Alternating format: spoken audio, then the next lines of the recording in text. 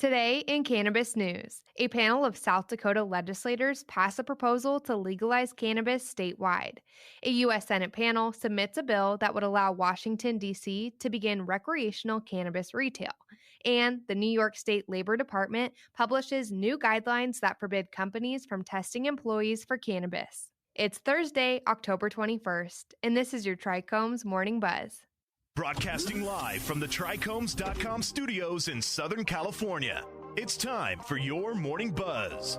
We bring you late-breaking news that keeps you up to date with what's happening in the cannabis industry. First up, a subcommittee of South Dakota state legislators passed a proposal this week that would legalize recreational cannabis and phase out the state's current medical cannabis system. The Adult Use Marijuana Study Subcommittee essentially issued an evaluation this week, voting in favor of the proposal championed by Chairman Hugh Bartels. Now it will be evaluated by the Marijuana Interim Study Committee in its entirety before being reviewed by the Executive Board of the state legislature. This follows as the state's Supreme Court proceeds to consider the constitutional validity of a previous cannabis legalization proposal that was adopted by voters in 2020, but was afterwards legally tested with a lawsuit backed by Governor Kristi Noem's office. Next up, in a dissent from President Joe Biden's preferences, the Democratic head of a prominent U.S. Senate panel unrevealed the language of measures this week that, if adopted, would officially permit Washington, D.C. to legalize adult use cannabis retail.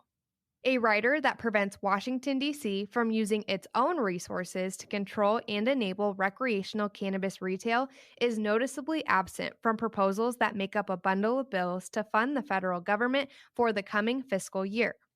Although D.C. voters supported a ballot proposal in 2014 allowing cannabis possession and residential growing, Congress has subsequently prevented district authorities from including a legalized retail element. With his budget proposal to Congress in May, Biden recommended keeping the rider.